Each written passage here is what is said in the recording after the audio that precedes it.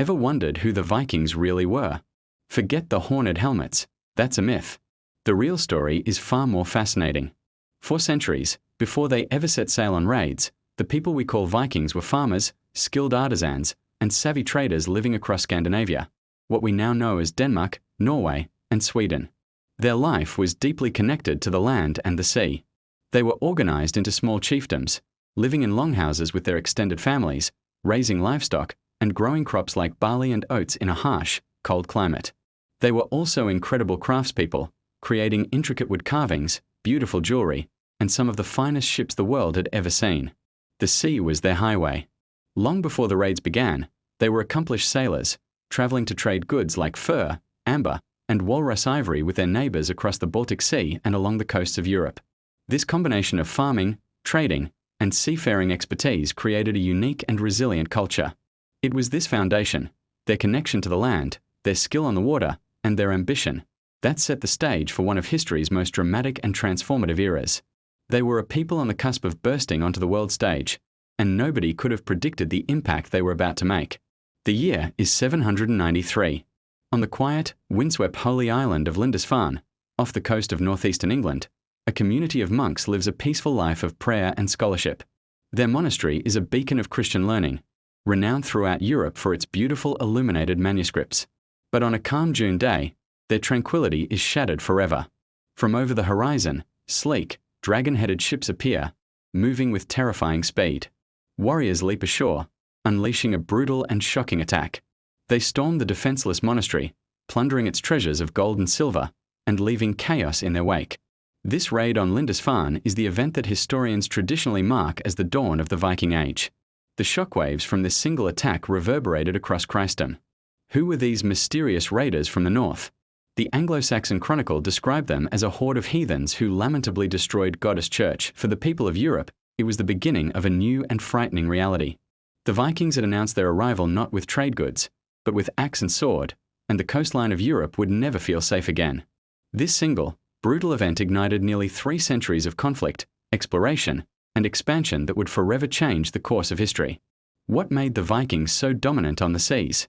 The secret was their masterpiece of engineering, the longship.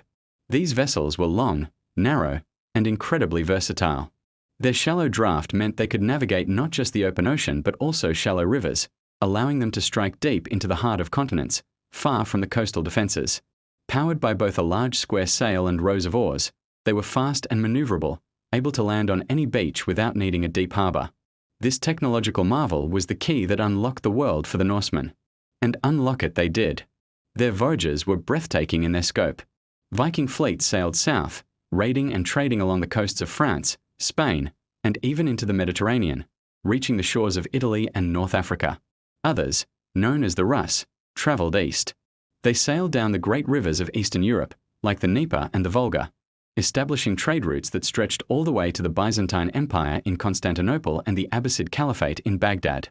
They traded furs, slaves, and amber for silks, spices, and silver from the Middle East, connecting the far north with the bustling heart of the civilized world. But their ambitions didn't stop with the known world. Driven by a thirst for new lands and resources, Viking explorers pushed the boundaries of the map itself. In the late 9th century, they began to settle the uninhabited islands of the North Atlantic, the Faroes and, most famously, Iceland, creating a unique society with a rich literary tradition that we still study today.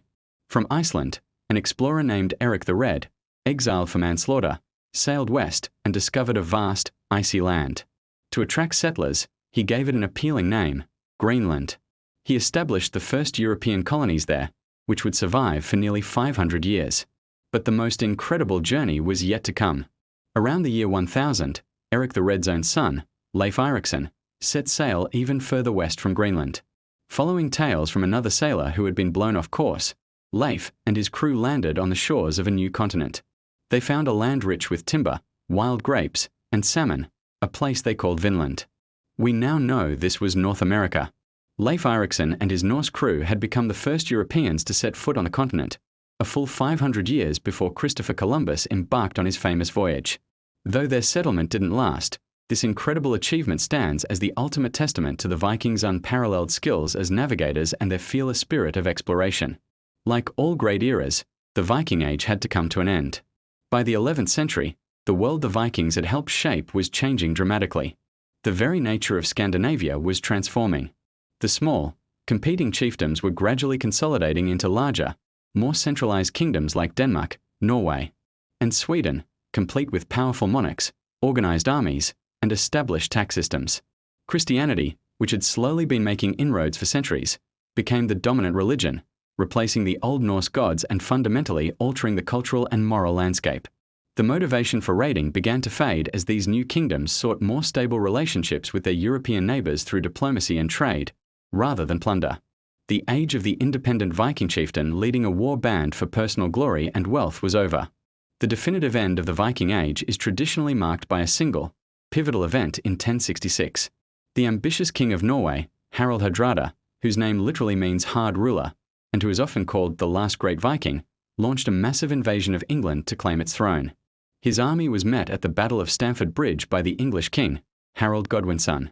The battle was ferocious, but in the end, the Norwegian invasion was crushed, and Harald Hardrada himself was killed, reportedly by an arrow to the throat. This decisive defeat marked the end of major Scandinavian invasions of England. The same year, William the Conqueror, himself of Viking descent, would successfully invade England from Normandy, ushering in a new chapter. The Viking Age, an era of raiding, trading, and incredible exploration, had drawn to a close, leaving behind a legacy that permanently reshaped the map and culture of Europe. So, what is the true legacy of the Vikings?